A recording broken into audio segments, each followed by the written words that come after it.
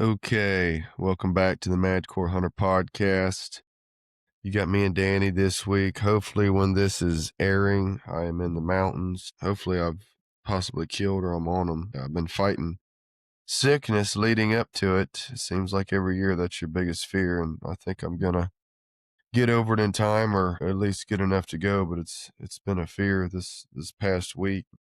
I don't know. There's a lot of stuff going around with school getting back in and this and that. I caught something right before going out, but I've been physically able to prepare, get everything packed up. So hopefully I can get it blown out of my system and head out to Utah here soon. Danny, what's going on with you? Hey man, it's going well. Just been getting in some early season whitetail hunting just as much as I can here Yeah. while I'm in North Dakota. And that's been fun, I guess. It's been a Yeah. little.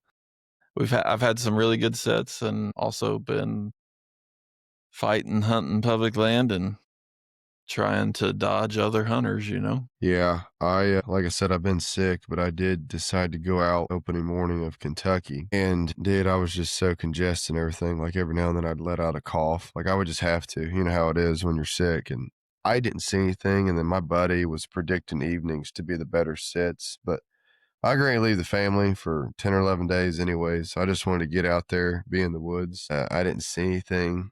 Not the cameras weren't showing too much. He had a pretty good one. He's hunting tonight that wouldn't hop out in the field. He films his hunts last night. So he's hoping that he shows tonight. I've only been able to do one sit. So this is going to be more you when it comes to, I guess, early whitetail. Yeah, actually, Dad's out right now. Hoping we've made a bunch of moves over the last. We started hunting there last Friday, which was August 29th, I believe, whenever the opener was here in North Dakota. So we've been at it for maybe 8, 9, 10 days, I guess. And I'm back to work, so I can't hunt a ton right now. Trying to get out. It's staying light enough that I can jump out in the evenings some, but there was a lot of people from out of state, in which it's funny because I always feel like I'm from here because I work here all the time and up here, but I got out of state license plates also. So I'm always Yeah. complaining about the out of staters, and I'm one of them. Yeah. But man, it's the one thing I found here. You got to get away from any kind of size town. And I think that's fairly normal when you're hunting public ground. Is that public ground that's close to a city of any size is going to get hammered. Yeah. And that's what I find here also. It's not that there's not any deer.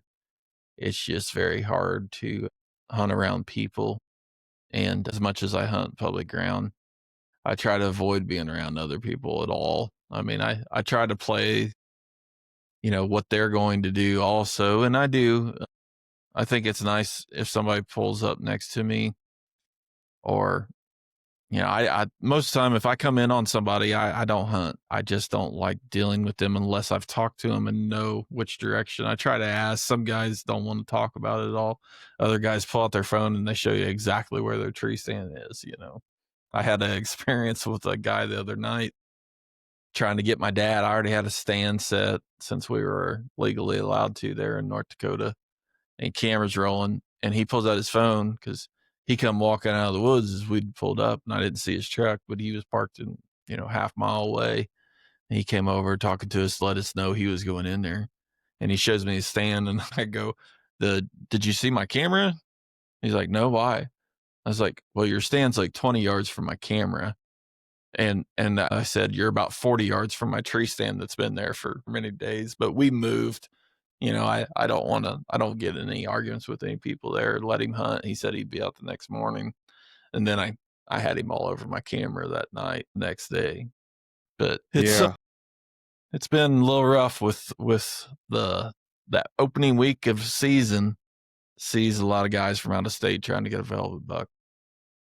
You think it's gotten worse? No, it's been harder because of EHD hitting in 2021 and killing like what Game and Fish said, it was 85 to 90% of the deer herd.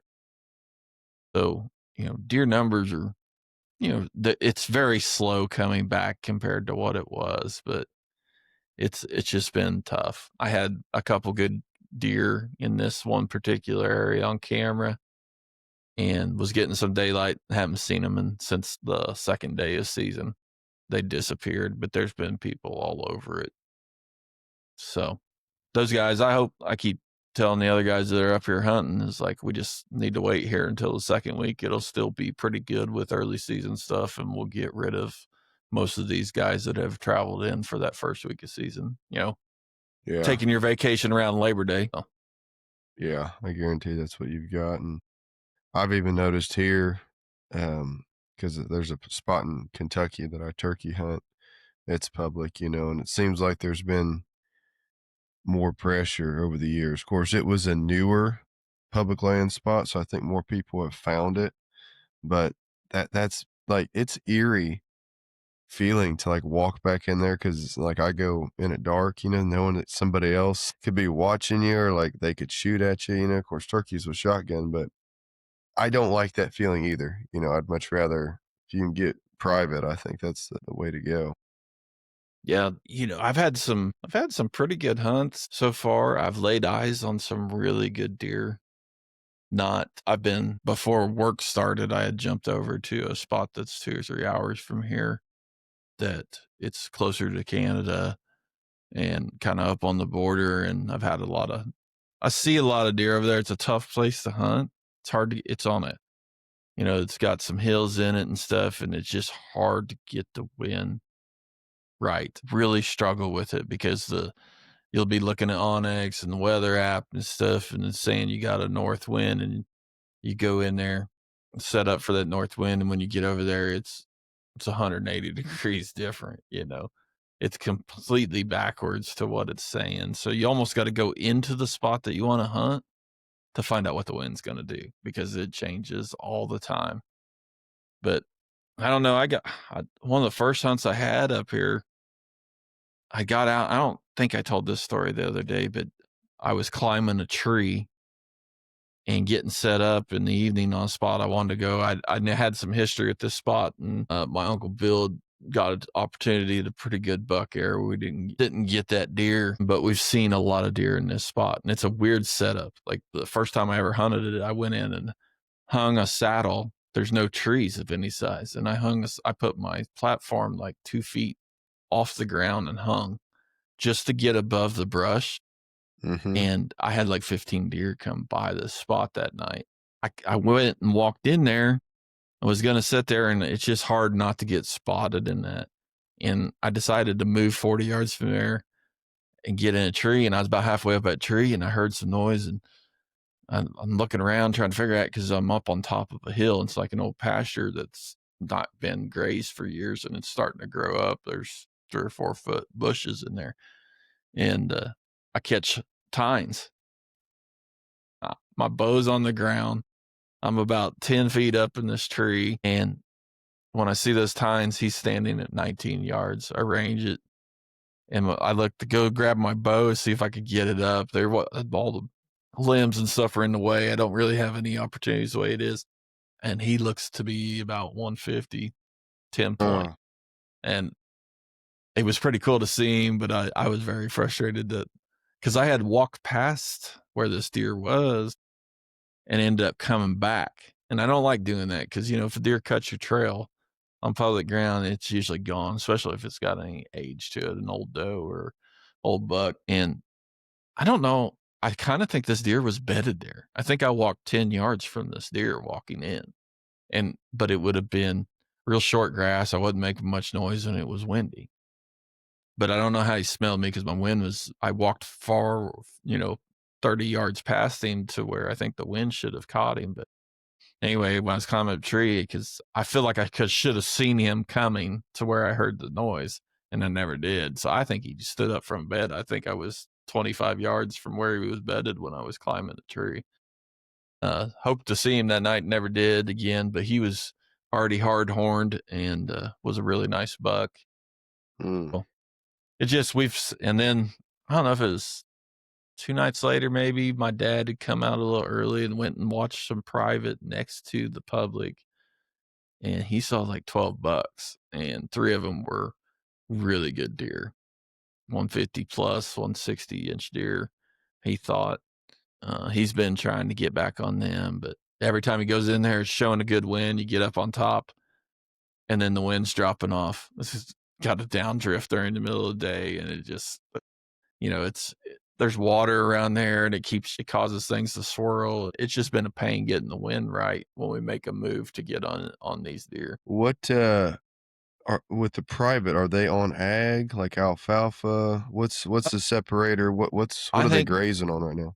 it's kind of funny where those deer are coming out. They're coming out to alfalfa, but they're going right through the alfalfa and running out into giant cut wheat fields during Mm, the night. There's a big okay. canyon on the private over there, and of course, I don't know what they got. Some people hunt that, but this area there's not a lot of bow hunters in this area, and the seems like in North Dakota, those gun hunters are a lot of road hunters are just driving out and checking fields, when it comes to gun season. So archery can be pretty cool in North Dakota, but these deer are living on public, but they're spending their evenings out on private property. But we've we've laid eyes on man, I've kind of lost track. Dad saw those bucks. I saw a big 10 there. I went this area because it's so hard to get the wind right. I move around a ton because it seems like you can kind of get away with some stuff the first night or two. And I've had more luck in the evenings here for sure. Mornings are just so hard to get in. There's a ton of deer. So one What do spot I you went in, go ahead. what saddle are you running? Man, I just had purchased a new one. I've got a Phantom XL from Tethered that's been using for 3 years now, going on, I think 3 years. Like it, but I decided to get a second one. They come out with a Carnivore that was a 2-panel saddle. That's the big thing this year. And it's Do supposed you to like that? I just sent it back, which I think Really? they're taking care of me. I put a good week's use into it, and I hit him up here the other day and just said, "Hey, man, I got a lot of stuff from Tethered, and I is there any way I can exchange this or return it?" And their customer service was great, and I actually purchased another saddle. It was Ultra lock? Yes. Yeah, that's actually the one, the SD, the one that's there ain't nothing to it. It's just the lightest package you can get. Mhm. It's not a lot different, but the one I had hooks that you'd put in around your legs to buckle that, and these other ones got, like, snap buckles, and Yeah. I did like that function on the new Carnivore, I had a and I've got Phantom too. I sold it, but, because I switched to the Lone Wolf system, but not sorry not to cut you off, but I know what you meant. Yeah, I mean, all those saddles seem to be everybody's kinda pick and choose. I really thought I'd like that Carnivore, and it was comfortable wearing it once you were hanging, but I got their bigger one because, like, I had sent this to their customer service. I'm 6'5" and freaking 280, and, like, I'm a big dude, and I bought their XL, and it felt like I was in a diaper. The thing was just stupid bunchy around my legs. I hated it for walking in and everything. Once you hung from it, it felt pretty good, and I think had I bought the smaller size, because it says 36-inch waist is their XL. And if you got 38, you're supposed to get larger. Well, I wear like a 36 most of the time, but anyway, I didn't like it. So I sent it back. I got this other one and I ordered their smaller size. We'll see if it fits or not. I mean, I had the Phantom XL and it seemed like it fit really well. But I I've got it my setup is a saddle.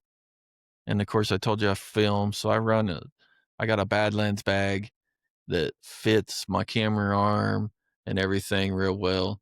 Mhm. And I can pack some clothes in. I can pack in a platform. I've been using the carbon.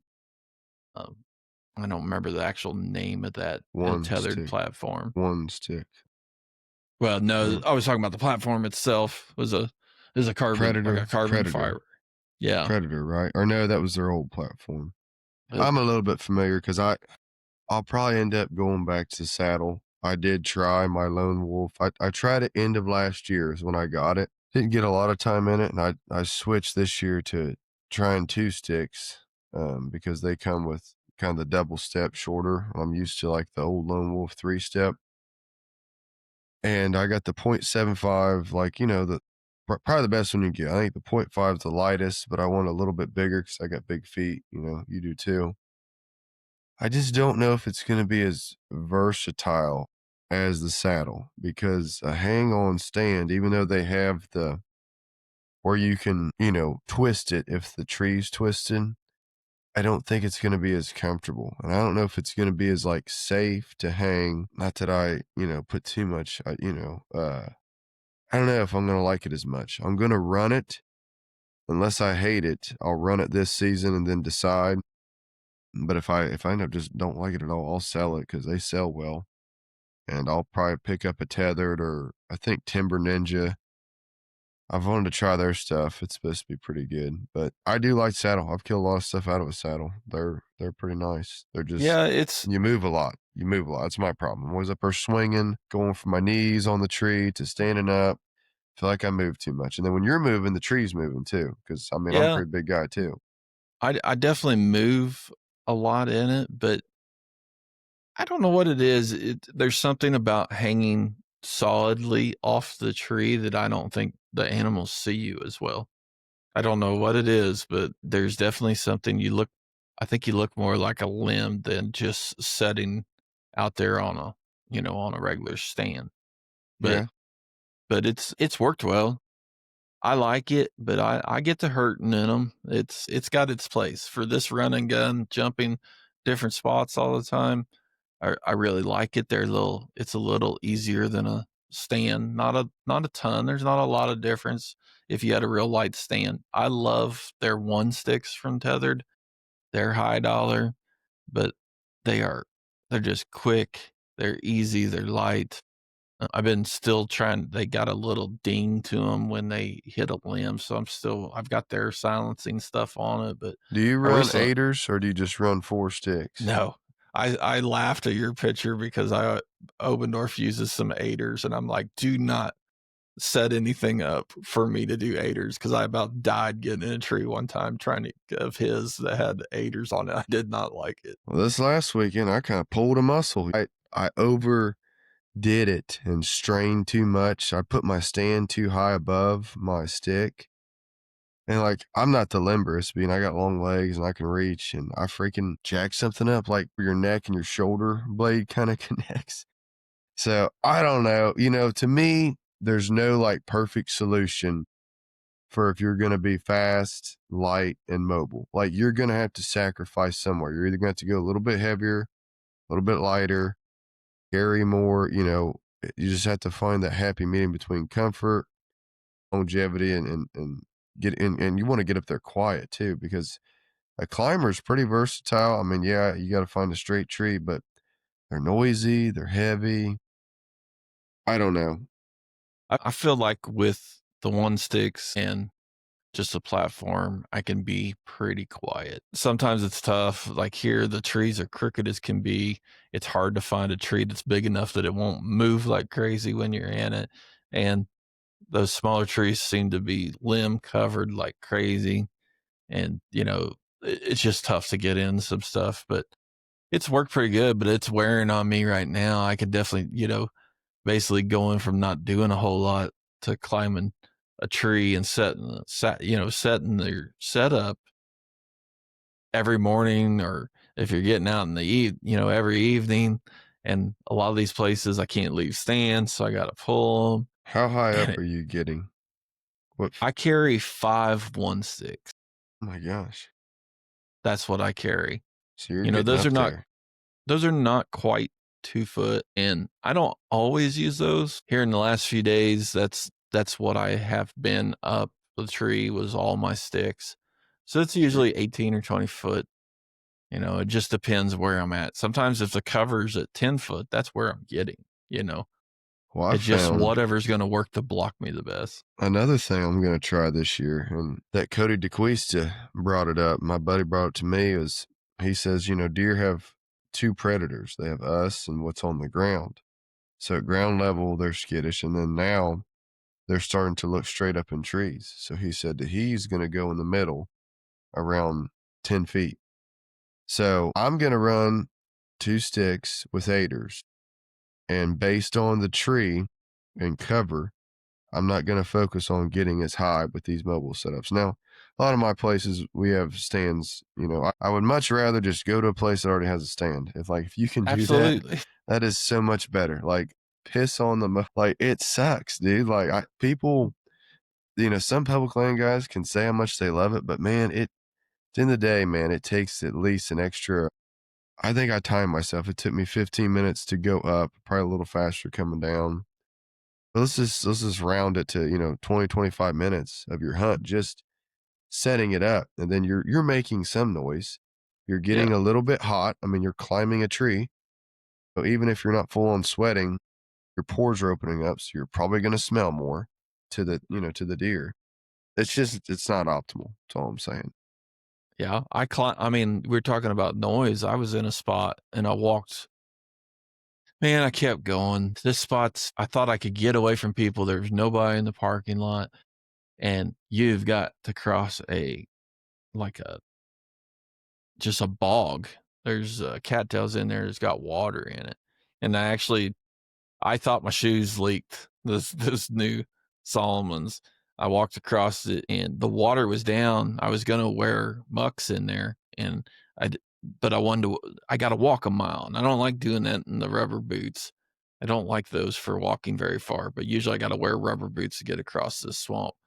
And I decided to try those Solomons with my gaiters, and I put that on and walked through there. And the water was only 5 or 6 inches deep. Went through it, but you know, it had the feeling that it made your feet cold, so you think it's wet, kind of thing. And when I came out, I was like, "Yeah, it did leak." I was like, "Man, that sucks." And then I'm checking both my feet, and the dampness that was in my feet was just from sweat. So it just was cold. It got cold that night. So they did hold up on that Are on the these the six new inches ones of or water. your Yeah, old salt? new Okay, ones. so the G what Yeah. Quest So 4 GX or something. yeah, the same ones that you got there. Yeah. I've liked them real well. I think I talked about there in the middle, they've got that when you tighten down your shoelaces, it's got that locking system in there right at Mhm. your ankle. And it definitely seems like it keeps I don't have a problem with those boots coming untied at all. And that's one of the first pairs I've got because it locks that string down and can't get any play. I think it's You I think it's because I have big feet and my ankles are skinny, I guess, is the only thing I can figure out why these boots work better is because it locks that your shoestring around your ankle, and you have to physically go down there and pull the string downwards to get it to come out of that lock buckle. So yeah. it seems like that's why my shoes were coming untied before. You would like the Loas. Yeah. Have you seen the Loas, how they lock? Was it the ones that you like, or am I thinking of the wrong pair of Yeah, boots? the GTXs. Heck, I got one right here. Let me show you. Because I'm telling you, if you suffer from that, this boot, see if I can get it in the camera here. So you see this right here, how it folds?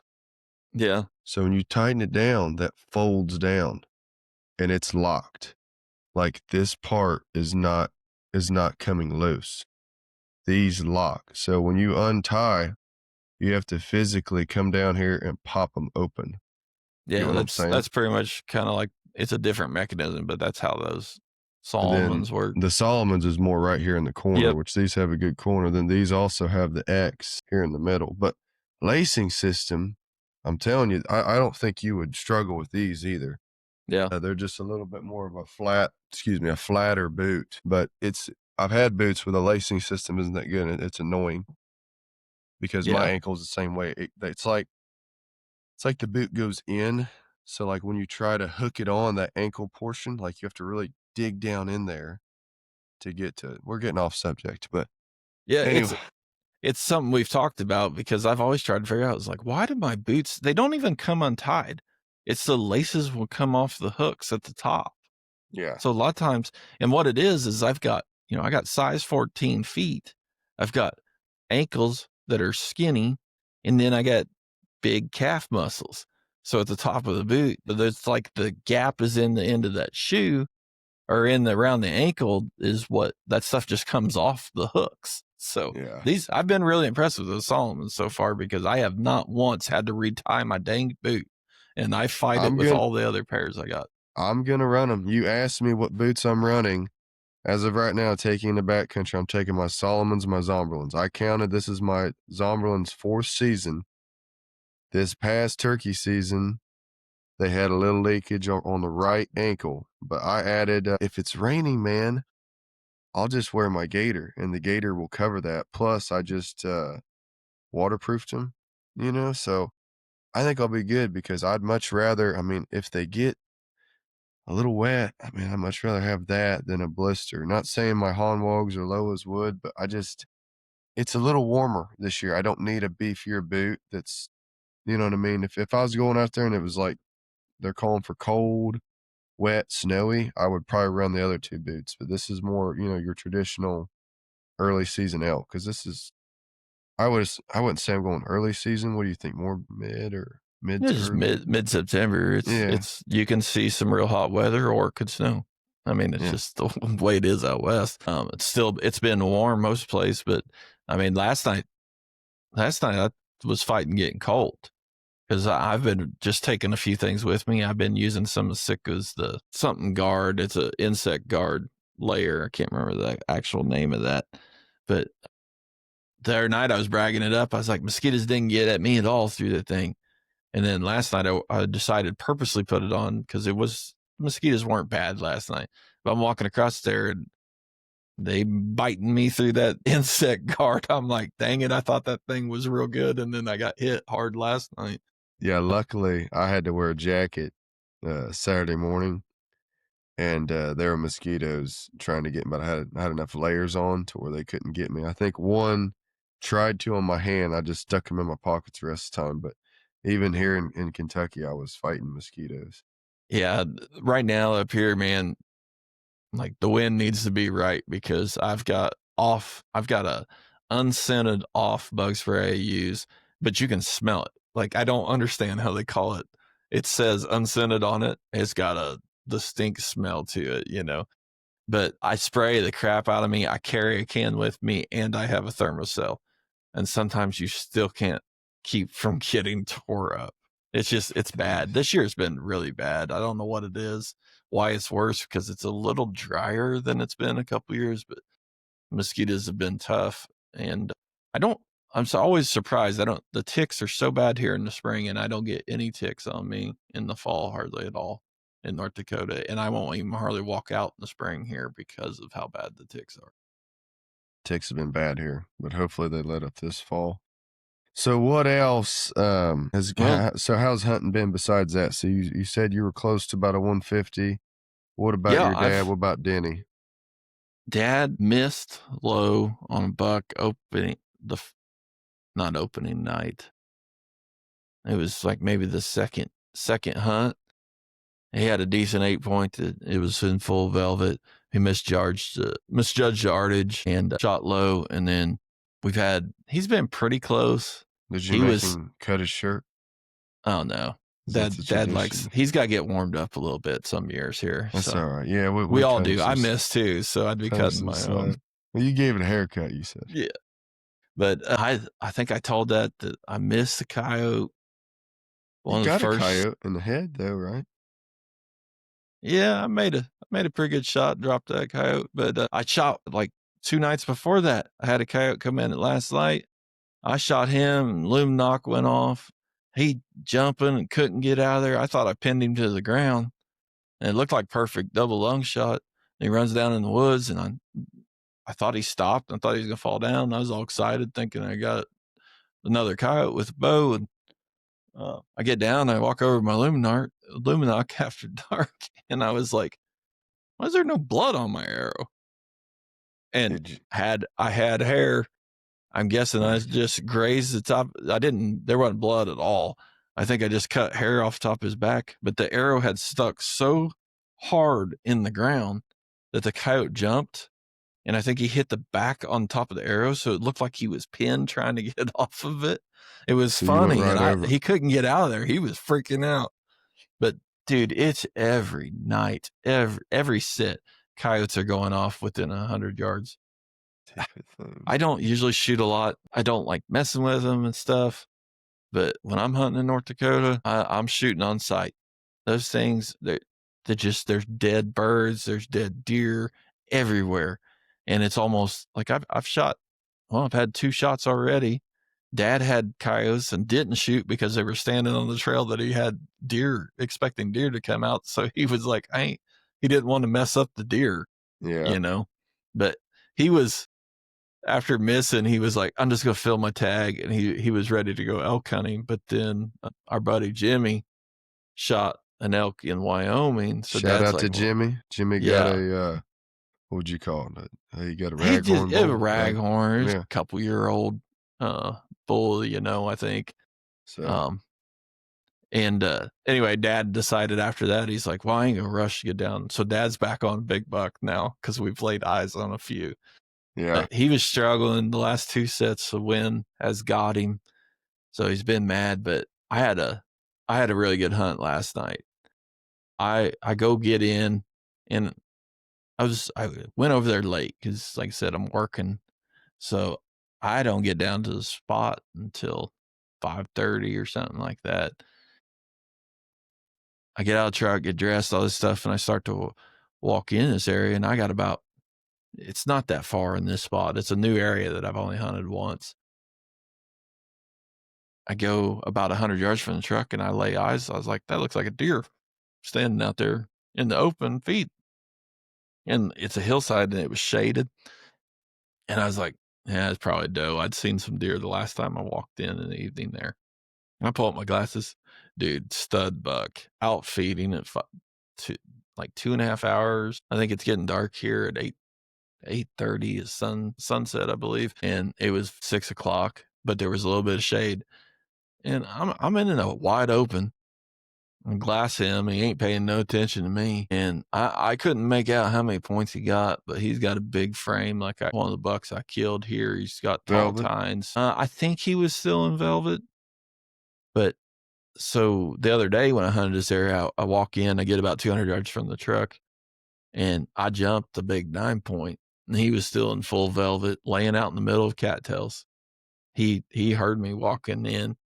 He was only about 100 yards off the trail going in there, and jumped him. And I didn't have a very good set that night, but I found this water that they're hitting.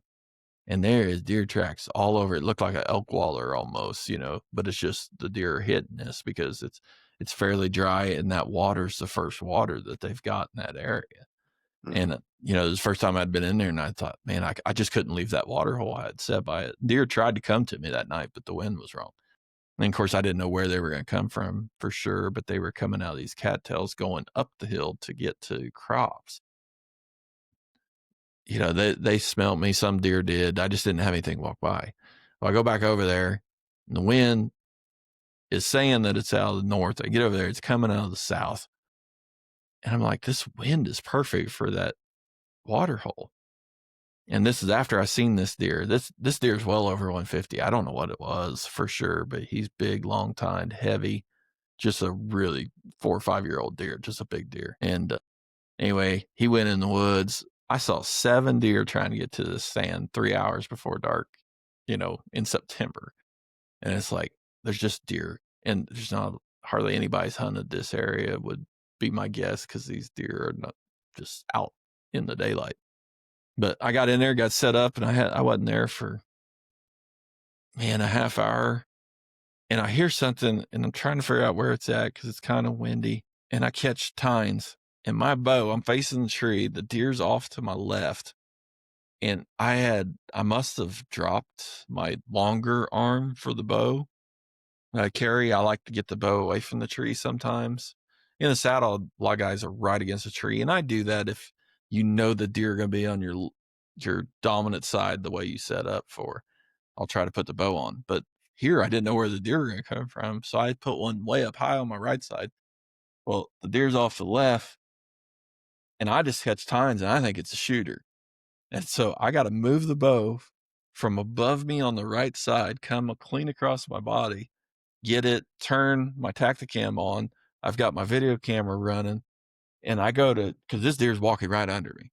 I go to draw back, or not draw back, but get my hands on the release, because I shoot a thumb release, a knock to it, and I always clip it on my D loop and leave it there when I'm in a tree stand. My dang release, I never put it on. So I'm panicking, like this deer's under 10 yards at this point, and I got one tree between us. And I finally get it. I keep my dock to it in the back of my bino case. Try to keep my release too. But it's, it's a little noisy when they're that close. I get that out, get it on, and he's standing there, and I'm like, I still don't know how big this deer is. I just saw, you know, 4 points on one side or something. Couldn't really tell, but I thought it was a shooter. He is like falling where I walked in. He's curious. He's trying to find where I'm at. But I had circled back to get around some brush because I was trying to avoid walking across a trail that was kind of to my left. He walks out at 3 yards from the tree. I mean, I could have smoked him. I'd got that bow moved. I got my hand on my release. I got the camera on where the deer's walking out, everything. And I think he's just a mainframe 4x4. I thought that he had some extra points on the right side, but he's just a 2-year-old. But it was a very fun experience. And I was telling Dad, I was like, it's amazing. That Hey, trigger that's in me wanting to my want. buddy, do you mind? He's calling me. He just killed one in velvet. This is kind Did of he really? appropriate. Let me call him back, put him on speaker. Okay. That's pretty cool. Hey, I'm in the middle of a podcast. We're talking about early season whitetail. You want to tell your story live podcast? All right, man. I got a few minutes. I gotta go get Popsy down in the bottom with it. But All right, you're on the podcast. Don't go cussing. all right, man. Oh, come on now. What is it today? The 7th. Deer moving really, really well last night and tonight for us. I know different places vary, but last night deer moving really well. Shot a nice 8-pointer in full velvet. 37 yards, came out into the shoot plot, 1/4 and 2. So a little scared of the shoulder with my draw length and just my poundage I shoot. So I shot a little far back, was a little worried about it. Was actually planning on coming back tomorrow morning. That's how worried I was about it. We walked a little bit into the woods and he went lame, but less than 100 yards. Good for you, man. Turned out, man, we're blessed. But yeah, man, really, really good. And then when I walked down there was a buck. The same buck we saw last night was coming up into the field. It was 2 does. So we would have been able to have a crack at him if I hadn't shot this other deer. But this other deer is a little bit bigger than the one we saw last night. Deer then. Real nice deer. We went down to, we were taking pictures of him down in the bottom, and I walked back up to the field, about a 100-yard walk, and there was 2 does in the field. So it was really well, really, really well. I like to credit to the moon, but we won't give the haters too much. No, you said it was going to be good. So this is your first velvet buck with a bow, right? Buck, man. Well, congratulations, man. We're talking about it. Danny's up North Dakota. They've been hunting velvet deer too. So good for you, man. Did you get it on video? We did not. That's a story for another time. But Pop's medicine wasn't working too good, so he was down for the count. So it was just me. That's one of the reasons why I ended up shooting. So he wasn't real mobile at the time of the shots. But I do have a video of him on my phone before I killed him. Real quick for the listeners, what was the setup? Grim Reaper broadhead? Grim Reaper broadhead, I'm about 427 grains. Grim Reaper up front, 125 with a pretty big front insert. I don't remember the exact grains on it, but it's an Ultra Arrow. Matthews and 8-6, so a little old school. And yeah, that's the setup. Dude, congratulations. Danny, you got any questions? I think that's pretty cool. Oh, that just wanted to congratulate him. That's a pretty awesome task trying to get it. I've been hunting North Dakota here since 15, and I'm still yet to get one in velvet. Here, I'm gonna go get my dad. He said congratulations, man. Thanks for calling. Later. That's a pretty good deer because he sent me a picture of one last night. Was probably, I don't know, 125, 130. So I'd say he killed 135-inch 8, the full velvet. Yeah, that's pretty cool. That's awesome. I'm still watching my phone because Dad's in that area where the encounter I was just talking about. I got some real good footage of this buck walking under me. And like I said, he's only a 2-year-old. I just seen him through brush, saw tines and thought that maybe I was going to get shot, but Dad's there, and it's about the time I seen that deer last night. And of course, Dad moved in, and when I told him that, I was like, "Yeah, there's a stud down there," and Dad's down there now. Have you heard from him? I know he's in. He went in early. He's found a tree real close to where I was been When's sitting. it get dark there? Right now, it's last light's a little before 9 o'clock. Maybe a quarter till. I gotta look every day. You've got another. He's got 2 hours. He's got an hour and a half probably. Okay, so it's about to get good. All right. Yeah, well, he acted like cool. the wind. Those deer were coming in the water. I had that buck come by, had 2 big mature does come by at about 10 yards. And it amazes me. Like, I try to hold out, for a mature animal when I'm in a place where it can produce it, But even that buck walking by, like, I want to drop the hammer so bad. Like, I've got a problem. I do. Like, I've never killed a velvet deer, so it wouldn't take much for me to drop the hammer. This deer wasn't in velvet last night. He was hard horned. They're coming out. Dad went over and moved to this area that I hunted, and I told him about jumping this big 9-pointer there. One of the last times I'd been in there, and out just not too far from the truck. Dad pulls up and he calls me. He's like, "Hey, I just pulled up here and standing over there about 400 yards." He said, "I was looking," and he goes, "There was a deer." This is noon, 1 o'clock, September 7th. And he goes, "I pulled up the blind. I was just thinking it was a doe, or I was just seeing stuff." He said, "It's a shooter buck." He watched it go into the cattails and never leave. So he tried to go find it, because I was like, "The wind's right over there, man," And he did call me back later and said it must have continued on and not bed right in the ditch where it went in. It must have got back in the cattails. One year, man, I want to come up there and hunt with you guys. If I had more vacation, I would start the tour there and then go right into elk. But, I just don't have enough time. But I would love to come up there and hunt them that. It's a fun hunt. There's a lot of public ground. And I mean, there's public ground all across North Dakota. And North Dakota's got some really good deer. They're big bodied. This one particular spot, I ain't seen a person. There ain't nobody hunts it. The last couple of years, there's been a few people in there. It's a spot. It's far enough to Canada that EHD didn't get them. So there's still a ton of deer. I've never killed a giant over there. The big heavy horned buck above me, both of those bucks are out of that area particular, but I've seen the biggest bucks I've seen in North Dakota have been in this area, but it's horrible trying to get the wind right. I've been applying for a gun tag for a long time, and I cannot wait to get a muzzleloader tag, because like walking in yesterday, I would have dumped this deer, that was out in the open 3 hours before dark. If I know it's not gun season right now, but just saying, like, I've been multiple times been able to shoot giants at like 150 and jump deer, and they just turn and look at you, for a whitetail's abnormal. They just don't get hunted very hard there at all. I had multiple deer walk. Like, the first time you go into these areas, you can tell that the deer haven't dealt with hunters at all, because they'll smell you, and like that buck did, and they'll follow the trail. They'll come try to find you in the tree. Like, they're pissed off that you're in the area, and they'll be just huffing and stomping, but they'll walk around and try to find you in there. It's funny. They react very strange. They ain't hunting, some southern deer where the moment they smell where your feet cross, they're a mile away, Yeah. But it's been good. I've had eyes on, season started August 29th. It's the 7th today. I bet you I've had eyes on 4 at least to 5 deer. I've had eyes on 3 deer over 150 personally, and probably had eyes on 2 other shooters that were a little smaller than that. That's pretty good, man, because I feel like I'm in a pretty good area. I drive around a lot, got a lot of cameras running. I'm not seeing that yet. I've got maybe 2 shooters so far. I've just now almost got all my cameras out. But now I've had 1 deer on public that was probably 170 on a camera. And I had picture twice, but he's disappeared. There was so much pressure in there, he's just gone. I ain't even seen the other 10-point that was running with him. Well, let's see. what else? I guess you guys are just gonna continue to whitetail hunt until you leave for elk. What is it? End of next week? I'm getting ready to leave this week.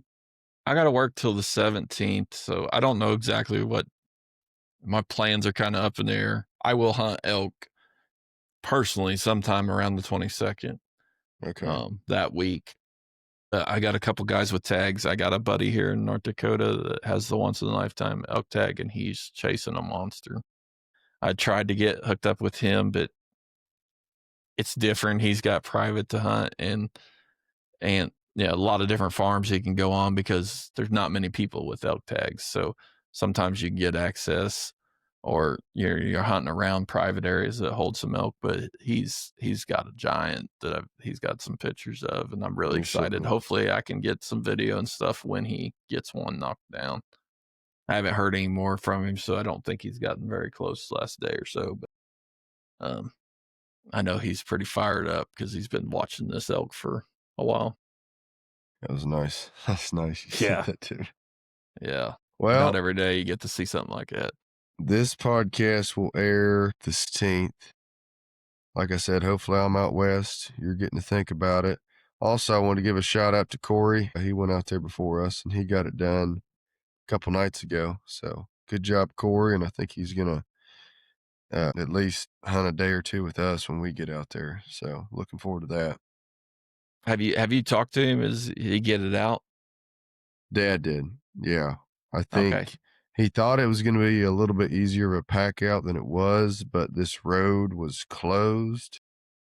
So I think it ended up being, it took him, I think he stopped in the middle of the night, Dad told me, and he came back the next morning. So it's cool enough out there for that, at Yeah. least. Yeah. Both those guys been solo and shot elk, and I've been able to get them out. I think I talked to Jimmy, who's pretty fired up, but it took him 3 trips. So I think Corey's about to sell. yeah, Corey's kind of a beast. He got that cow out. Yeah. He had two trips on his own, I think, and he did it in a hurry. So Yeah. Jimmy said that he wasn't no Corey, and said it took him a couple or 3 trips instead of 2. So Well, they got it done, man. I mean, they you know, did. kind of some Madcore guys. We just got a call on a velvet buck down. You guys have had some action and 2 elk down, so that's pretty good. Hopefully, within the next couple weeks, we'll have some more elk on the ground and then continue the fall. Yeah, definitely a good start to the season. I always like to say the blood is flowing. That's right. You guys should be able to get some shots at elk now. I hope so, man. And good luck to all the listeners out there, whatever you're hunting. I'm sure you're hunting something. And, we will catch you next week, and hopefully it'll be a recap on some success in Utah or somebody's success. Danny, you got anything else? Just good luck, and you guys be careful on your trip and shoot straight, man. Right on. Thanks, Aim guys. about 4 inches behind that shoulder. Yeah. Stay away from those elk shoulders. You can't get through them. I've tried. No, not at all. See you guys.